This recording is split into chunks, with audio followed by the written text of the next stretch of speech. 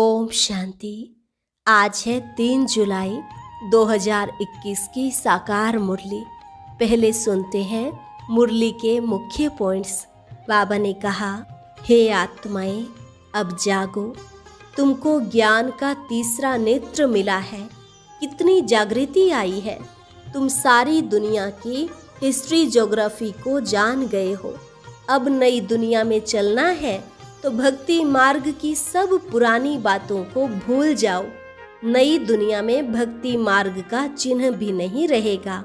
जिन बच्चों ने जास्ती भक्ति की होगी, जरूर ज्ञान में भी वही तीखे जाएंगे, वही जास्ती पुरुषार्थ करेंगे। तब तो इन लक्ष्मी नारायण जैसा उच्च पद पाएंगे।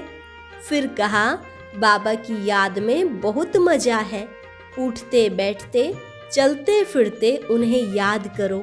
शरीर निर्वाह अर्थ कर्म भी जरूर करो, लेकिन कर्म करते भी बाप की याद में रहो। बाबा ने कहा, योग करना तो बहुत सहज है, सिर्फ अपने साथ बातें करनी होती है। बाप की याद में रहने से कमाई बहुत जबरदस्त होती है। तुम एवर हेल्दी बन जाते हो। याद में रहकर भोजन भी अपने हाथों से बनाना है। इससे तुम्हारा भी कल्याण होगा और याद में रहने से चीज भी अच्छी बनेगी। देही अभिमानी भी जरूर बनना पड़े, क्योंकि देह अभिमान के कारण ही तुम्हारी यह दुर्गति हुई है। और लास्ट में बाबा ने कहा, प्रलय कभी नहीं होती। यह भारत तो अविनाशी खंड है। जैसे बाप अविनाशी है तो उनका बर्थ प्लेस भी अविनाशी है। लेकिन एक बात तुम्हें सबको सुनानी है कि महाभारत लड़ाई सामने खड़ी है। अभी हम सबको वापस जाना है। अब सुनते हैं महावाक्यों को विस्तार से। मुरली का सार, मीठे बच्चे, अब तुम्हें नई दुनिया में चलना है। यह दुख के दिन पूरे हो रहे हैं, इसलिए पुरानी बीती हुई बातों को भूल जाओ। प्रश्न, तुम कर्म योगी बच्चों को कौन सा अभ्यास निरंतर करना चाहिए? उत्तर, अभी अभी शरीर निर्वाह अर्थ देह में आए और अभी अभी देही अभिमानी। देह की स्मृति बिगर कर्म तो हो नहीं सकता। इसलिए अभ्यास करना है कि कर्म किया, देह अभिमानी बने, फिर देही अभिमानी बन जाओ। ऐसा अभ्यास तुम बच्चों के सिवाय दुनिया में कोई कर नहीं सकता। गीत, जाग सजनिया जाग, नवयुग आया रे। ओम शांति। रूहानी बाप कहते हैं, मीठे मीठे रूहों ने अथवा बच्चों ने यह गीत सुना। इसको कहा जाता है ज्ञान का गीत। यह गीत तो बहुत अच्छा है। तुम आत्माएं अब जाग गई हो। ड्रामा के राज को भी अभी तुम जान गए हो। भक्ति मार्ग का तो कौतुक देख लिया है ना। जो कुछ बीता वह तुम्हारी बुद्धि में है। तुम अपने बीते हुए 84 जन्मों की हिस्ट्री को जानते हो। बाप ने 84 जन्मों की कहानी सुनाई है। यह है नई दुनिया के लिए नई बातें। बाप द्वारा तुम नई बातें सुनते हो। बाप बच्चों को धीरज देते हैं, बच्चे अब नई दुनिया में चलना है तो पुरानी बातों को भूल जाओ।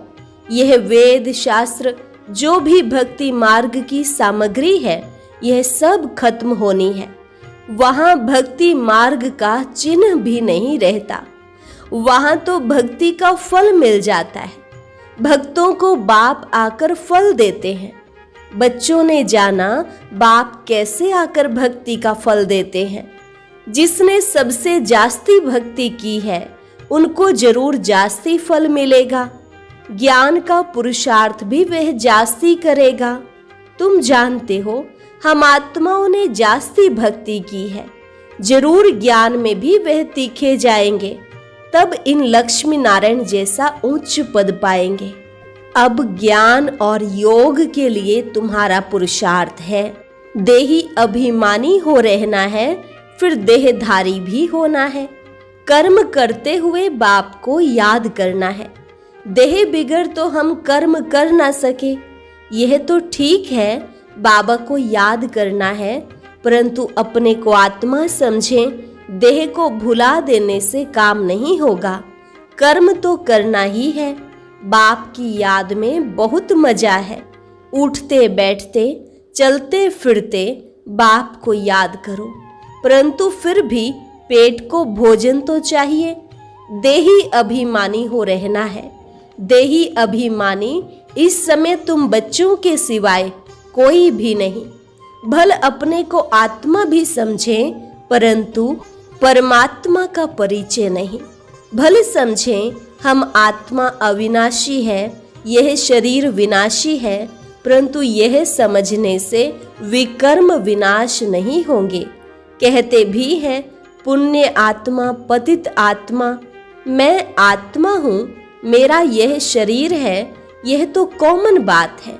मूल बात बाप समझाते हैं कि मुझे याद करो। शरीर निर्वाह अर्थ देह अभिमान में तो आना है, देह को खिलाना भी है। देह बिगड़ तो कुछ कर नहीं सकते। हर जन्म में अपना शरीर निर्वाह करते आते हो। कर्म करते हुए भी अपने माशूक को याद रखना है। उस माशूक का किसी को पूरा पता नहीं है। उस माशूक अथवा बाप से हमको वर्षा मिलना है और उनकी याद से विकर्म विनाश होंगे। यह कोई नहीं समझाते हैं। तुम बच्चे नई बातें सुनते हो। तुम जानते हो घर जाने का हमको रास्ता मिला है। अपने घर जाकर फिर राजधानी में आएंगे। बाबा नया मकान बनाते हैं तो जरूर दिल होगी ना कि उसमें जाकर बैठें। अब तुमको रास्ता मिला है जिसको और कोई नहीं जानते।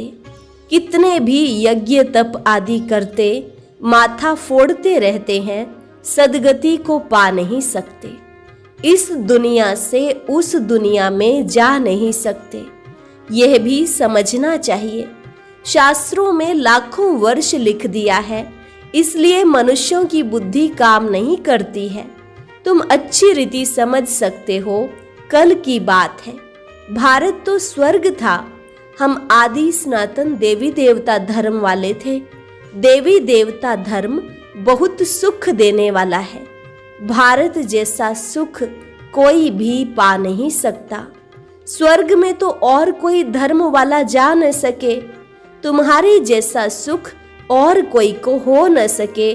कितना भी प्रयत्न करे, धन खर्च करे, फिर भी स्वर्ग में जो सुख है वह मिल ना सके।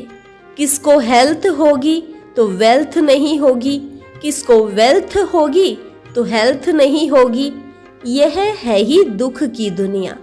तो अब बाप कहते हैं, हे आत्माएं जागो, तुमको अब ज्ञान का तीसरा नेत्र मिला है।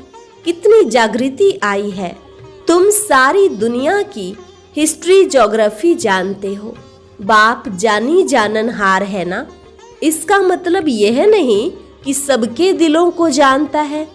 यह कौन है, कितना समझाते हैं, यह कहाँ तक पवित्र रहते हैं, कहाँ तक बाबा को याद करते हैं। मैं हरेक का यह ख्याल क्यों बैठ करूं। हम तो रास्ता बताते हैं कि तुम आत्माओं को अपने परम पिता परमात्मा को याद करना है। इस सृष्टि चक्र को बुद्धि में रखना है। देही अभिमानी तो जरूर बनना है। देह अभिमानी बनने के कारण तुम्हारी यह दुर्गति हुई है। अब तुमको बाप को याद करना है। ग्रस्त व्यवहार में रहते कमल फूल समान बनना है। स्वदर्शन चक्रधारी भी तुम हो। देवताओं को तो शंख आदि नहीं है। यह ज्ञान शंख आदि तुम ब्राह्मणों को है। सिख लोग शंख बजाते हैं, बहुत बड़ा आवाज करते हैं। तुम भी यह ज्ञान बैठ देते हो तो बड़ी सभा में लाउड स्पीकर लगाते हो। तुमको यहाँ लाउड स्पीकर लगाने की दरकार नहीं। टीचर पढ़ाएंगे तो लाउड स्पीकर लगाएंगे क्या। यहाँ तो सिर्फ शिव बाबा को याद करना है तो विकर्म विनाश होंगे। मैं सर्वशक्तिमान हूं ना। तुम लाउड स्पीकर लगाते हो कि आवाज दूर दूर तक सुनने में आए, वह भी आगे चल काम में आएगा। तुमको सुनाना है कि मौत सामने है, अभी सबको वापस जाना है। महाभारत लड़ाई भी सामने खड़ी है। गीता में भी लिखा हुआ है कि महाभारत लड़ाई लगी, विनाश हुआ। अच्छा फिर क्या हुआ? पांडव भी गल मरे। बाप समझाते हैं, पहले अगर विनाश हो जाए फिर तो भारत खंड भी खाली हो जाए। भारत तो अविनाशी खंड है, खाली नहीं होता है। तुम जानते हो प्रलय तो होती नहीं। बाबा अविनाशी है तो उनका बर्थ प्लेस भी अविनाशी है। बच्चों को खुशी रहनी चाहिए। बाबा सर्व का सद्गति दाता, सुख शांति करता है। जो भी आते हैं कहते हैं शांति चाहिए। आत्मा को इतनी शांति क्यों याद आती है? शांति धाम आत्माओं का घर है ना। घर किसको याद नहीं रहेगा? विलायत में कोई मरता है तो चाहते हैं इनको अपनी जन्म भूमि में ले जाएं। यह अगर सबको पता होता कि भारत सर्व के सद्गति दाता, दुख से मुक्ति दिलाने वाले शिव बाबा का बर्थ प्लेस है, तो उनका बहुत मान होता। एक ही शिव के ऊपर आकर फूल चढ़ाएं। अब तो कितनों के ऊपर फूल चढ़ाते रहते हैं। जो सबको सुख शांति देने वाला है, उनका नाम निशान ही गुम कर दिया है। जो बाप को अच्छी रीति जानते हैं वही वर्षा लेने का पुरुषार्थ करते हैं। मेरा नाम ही है दुख हरता सुख करता। दुख से लिबरेट करके क्या करेंगे? तुम जानते हो शांति धाम में शांत रहते हैं, सुख धाम में सुख है। शांति धाम की जगह अलग, सुख धाम की जगह अलग है। यह तो है ही दुख धाम। सबको इस समय दुख ही दुख है। अभी तुम जानते हो हम ऐसे सुख में जाते हैं जहां 21 जन्म कोई प्रकार का दुख नहीं रहेगा। नाम ही है सुख धाम। कितना मीठा नाम है। बाप कहते हैं तुमको कोई तकलीफ नहीं देते हैं, सिर्फ बाप को और वर्षे को याद करना है, अपने को आत्मा समझना है। यह ज्ञान तुमको बाबा सिखला रहे हैं। सतयुग में आत्मा का ज्ञान है। हम आत्मा यह शरीर छोड़ दूसरा जन्म लेंगे। इसको आत्म अभिमानी कहा जाता है। यह है रूहानी नॉलेज जो और कोई दे न सके। रूह को रूहानी बाप आकर नॉलेज देते हैं। हर 5000 वर्ष बाद देते हैं। मनुष्य तो बिल्कुल ही घोर अंधियारे में है। अब तुमको रोशनी मिली है। तुम अज्ञान नींद से जागे हो। सभी सजनियों का साजन है एक बाप। बाप कहते हैं मैं तुम्हारा बाप भी हूँ, साजन भी हूँ, गुरुओं का गुरु भी हूँ, सुप्रीम टीचर हूँ। सर्व गुरुओं का सद्गति दाता एक ही सतगुरु है। कहते हैं बच्चे मैं सर्व की सद्गति करता हूँ। गति के बाद सद्गति होती है। बाप ने समझाया है हर एक की आत्मा को वापस जाना है। आत्मा ही सतो प्रधान सतो रजो तमो बनती है। कोई कोई का बहुत थोड़ा पार्ट है, आए और गए, जैसे मच्छरों मुआफिक जन्मे और मरे। ऐसे तो बाप से वर्षा नहीं लेते हैं। बाप से वर्षा लिया जाता है पवित्रता सुख शांति का। बाप तुम आत्माओं को समझाते हैं। बाप तो है निराकार, वह भी इस मुख से आकर समझाते हैं। शिव बाबा के मंदिर भी बहुत ऊंच ऊंच बनाते हैं। कितना दूर दूर जाते हैं तीर्थों पर, मेले पर। ऊपर में कोई ज्ञान अमृत पीने का रखा है क्या? कितना खर्चा करते हैं। गवर्नमेंट को भी उन्हों के लिए कितने प्रबंध आदि रखने पड़ते हैं। तकलीफ होती है। यहाँ तीर्थों पर छोटे बच्चों को कैसे ले जाएंगे? बच्चों आदि को कोई न कोई संभालने लिए दे जाते हैं, साथ में नहीं ले जाते हैं। 2-3 मास यात्रा करते हैं। यहाँ तुम आते हो, तुमको बैठकर सुनना है, पढ़ना है। छोटे बच्चे तो नहीं सुनेंगे। यहाँ तुम आए ही हो योग और ज्ञान सीखने। बाप बैठ ज्ञान सुनाते हैं तो कोई आवाज आदि नहीं होना चाहिए, नहीं तो अटेंशन जाता है। शांति से बैठकर अटेंशन देकर सुनना है। योग तो बहुत सहज है, कुछ भी काम करते रहो, बुद्धि का योग वहां लगा रहे। बाबा की याद रहने से कमाई बहुत जबरदस्त होती है। तुम जानते हो हम एवर हेल्दी बनेंगे। अपने साथ बातें करनी होती है। बाबा की याद में रहकर भोजन भी अपने हाथ से बनाना है। हाथों से काम भी करो, बाकी याद करो अपने बाप को। तुम्हारा भी कल्याण होगा और याद में रहने से चीज भी अच्छी बनेगी। तुमको विश्व की बादशाही मिलती है। तुम यहाँ आते ही हो लक्ष्मी नारायण बनने। सब कहते हैं हम सूर्यवंशी बनेंगे। तुम जानते हो हमारे मम्मा बाबा इस समय ब्रह्मा सरस्वती हैं। दूसरे जन्म में लक्ष्मी नारायण बनेंगे, भविष्य में कोई क्या बनेंगे ऐसे किसके जन्म का पता नहीं है। नेहरू क्या जाकर बना क्या पता। अच्छा कुछ दान किया होगा तो यहाँ अच्छे कुल में जन्म लेंगे। अभी तुमको पूरा पता पड़ता है। अभी इनका नाम है आदिदेव ब्रह्मा, आदि देवी सरस्वती।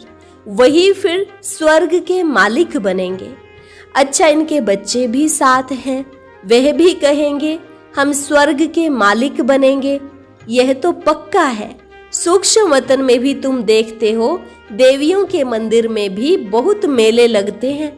अभी जगदम्बा तो है एक, उनके फीचर्स भी एक ही होने चाहिए। मम्मा को भी तुम देखते हो, तुम बच्चों के फीचर्स हैं, फिर नाम रख दिए हैं कन्याकुमारी, अधर कुमारी। तुम जानते हो यह हम ही बनते हैं।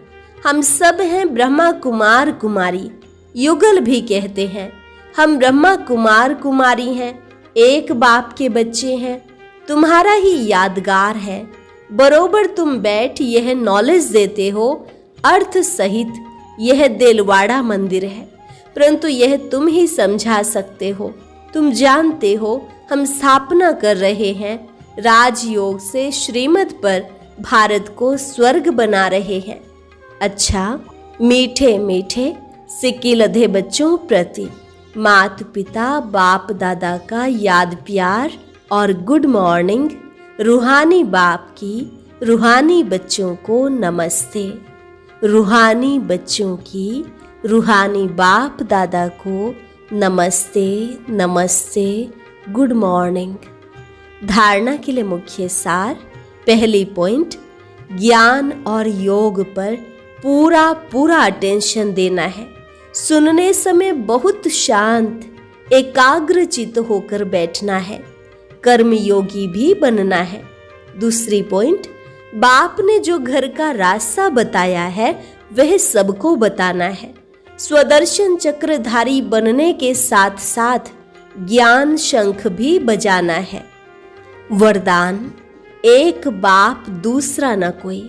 इस पाठ की स्मृति से एक रस स्थिति बनाने वाली श्रेष्ठ आत्मा भव। एक बाप दूसरा न कोई। इस पाठ की स्मृति से एक रस स्थिति बनाने वाली श्रेष्ठ आत्मा भव। एक बाप दूसरा न कोई। यह पाठ निरंतर याद हो तो स्थिति एक रस बन जाएगी, क्योंकि नॉलेज तो सब मिल गई है। अनेक पॉइंट्स हैं, लेकिन पॉइंट्स होते हुए पॉइंट रूप में रहें, यह है उस समय की कमाल जिस समय कोई नीचे खींच रहा हो। कभी बात नीचे खींचेंगी, कभी कोई व्यक्ति, कभी कोई चीज, कभी वायुमंडल। यह तो होगा ही, लेकिन सेकंड में यह सब विस्तार समाप्त हो, एक रस स्थिति रहे, तब कहेंगे श्रेष्ठ आत्मा भव के वरदानी। स्लोगन, नॉलेज की शक्ति धारण कर लो तो विघ्न वार करने के बजाय हार खा लेंगे। नॉलेज की शक्ति धारण कर लो तो विघ्न वार करने के बजाय हार खा लेंगे।